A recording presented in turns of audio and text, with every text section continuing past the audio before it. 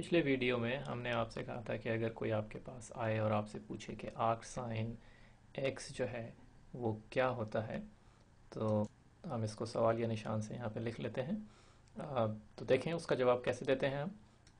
पहले ये समझ लेते हैं कि इसका मतलब क्या है। इसका मतलब ये है कि साइन है किसी एंगल का जिसकी वैल्यू जो है वो एक्स के बराबर है। और हमने कुछ ऐसे एंगल देखे हैं कि जिनका हमने साइन निकाला तो हमें एक वैल्यू मिली उसकी पिछले कुछ वीडियोस के अंदर।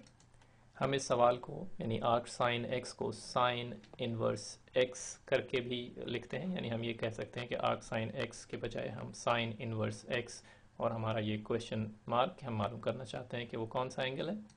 यहाँ पर ये जानना ज़रूरी है कि ये साइन इनवर्स जो है ये रेस टू पावर -1 नहीं है, सिर्फ हम ये मालूम करना चाह रहे हैं कि वो कौन सा एंगल है जिसका साइन जो है वो अगर हम निकालें तो एक्स के बराबर होगा।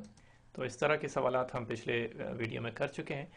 तो आज जो है हम ये देखते हैं कि फ़र्ज़ करें कि कोई आदमी आपके पास आए और आपसे कहे कि tan इनवर्स ऑफ x जो है, जो आर्क tan के तौर पे भी लिखा जा सकता है, वो क्या है, जिसका सिर्फ मतलब ये है कि हम ये मालूम करना चाहते हैं कि वो कौन सा एंगल है कि जिसका अगर हम tan निकालें तो वो x के बराबर हो।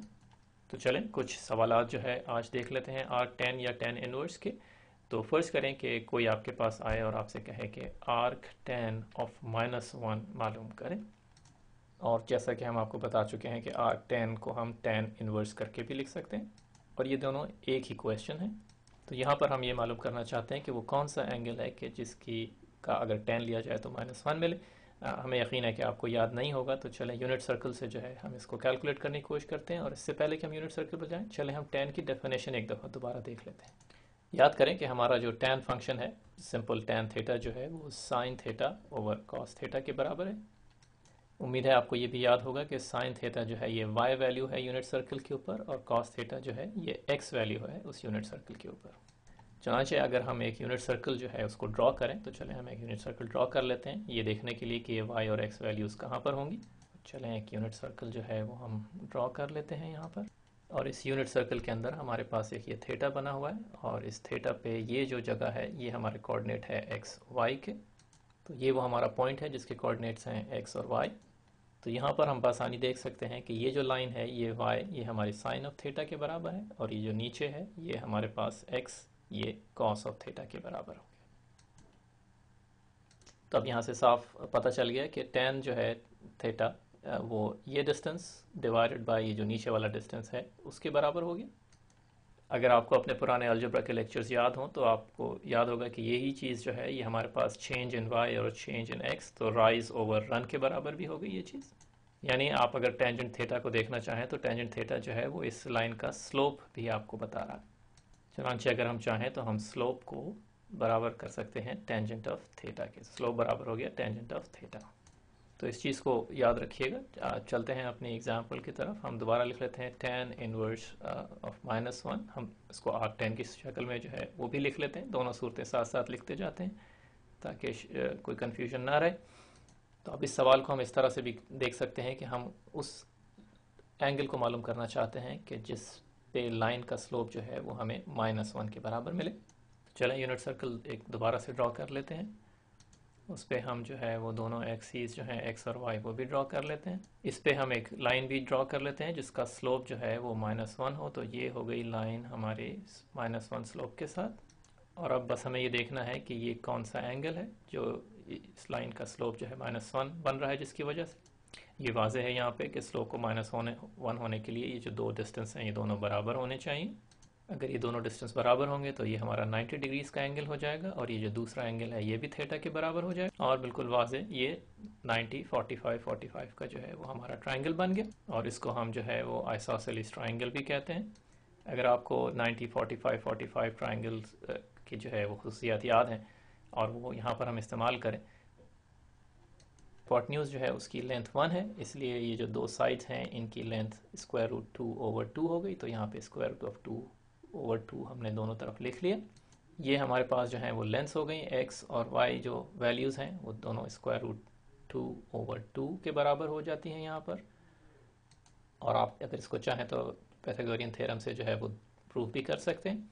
जो इम्पोर्टेंट चीज़ है वो ये कि ये हमारे पास 45 45 90 या 90 45 45 का ट्राइंगल है, जिसका मतलब ये है कि जो थीटा है इसकी वैल्यू जो है वो 45 लेकिन ये थीटा क्योंकि एक्स एक्सिस के नीचे जा रहा है इसलिए हम इसको 45 के बजाय हम इसे -45 का एंगल जो है वो कहेंगे।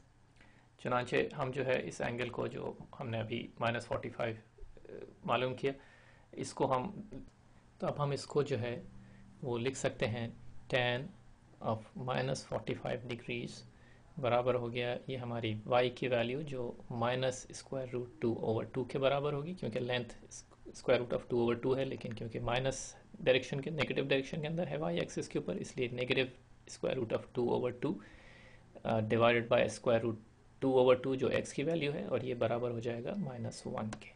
हमें मालूम है कि हम इसको arctan -1 करके भी लिख सकते हैं, तो ये हो गया हमारे पास -45 डिग्रीज। ये हमारे पास डिग्रीज में है, इसको रेडियंस में कन्वर्ट करने के लिए पाई रेडियंस डिवाइड बाय 180 डिग्रीज से हम इसको जब मल्टीप्लाई करेंगे, डिग्रीज और डिग्रीज को कैंसिल किया हमने, 45 180 को डिवाइड किया तो हमारे पास आ गया π/4 रेडियंस। तो इस तरह arctan -1 जो है वो हमारे पास -π/4 के बराबर हो गया, -π/4 रेडियंस के बराबर।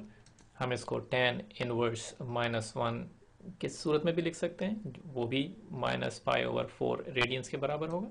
तो अब ये वाज़ेह हो गया कि अगर हमारा एंगल जो है वो -45 डिग्रीज है तो हम इस पॉइंट के ऊपर जो है वो सर्कल को इंटरसेक्ट करेंगे इस लाइन से जिसका स्लोप -1 है। लेकिन ये कि अगर आप इस पॉइंट पे पहुंचना चाहें तो आप -π/4 में अगर 2π और ऐड कर दें तब भी आप इसी पॉइंट के ऊपर आएंगे, और अगर आप चाहें तो एक दफ़ा और 2π जो है ऐड कर दें और तब भी इसी पॉइंट के ऊपर पहुंच जाएंगे। बल्कि अगर आप चाहें तो इस लाइन की दूसरी तरफ जो सर्कल को जिस जगह पे ये इंटरसेक्ट कर रही है वहाँ पर आप जाके कह सकते हैं कि ये भी वो पॉइंट है जहाँ पे लाइन का स्लोप जो है वो -1 है।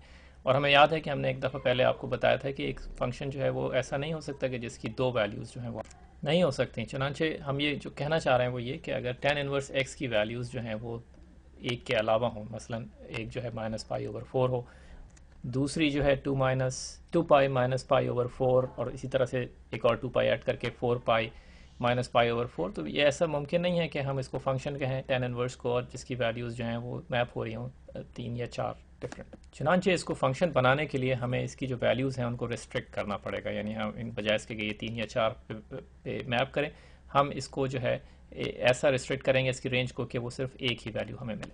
और हम यहाँ पर वही करेंगे जो हम एक दफ़ा पहले साइन इनवर्स के लिए कर चुके हैं कि हम इसको रिस्ट्रिक्ट करेंगे पहले और चौथे क्वाड्रेंट के लिए।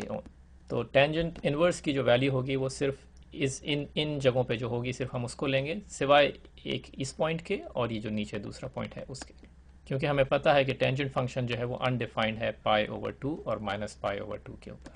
और ये अनडिफाइंड इसलिए है कि हम कोसाइन थीटा जो है वो यहाँ पर 0 हो जाता है, और जब हम 0 से डिफाइन करते हैं डिवाइड करते हैं तो ये एक अनडिफाइंड जो है वो हमारे पास एक्सप्रेशन आ जाता है। तो चले पहले जो है टेंजेंट थीटा को देख लेते हैं कि वो कितनी वैल्यूज़ जो हैं उसकी x की हो सकती हैं अगर हम tan थीटा जो है वो x के बराबर। हमें मालूम है कि x की वैल्यू जो है किसी भी अगर एंगल का आप हम tan लें तो वो -∞ से +∞ तक कोई भी एक वैल्यू हो सकती है।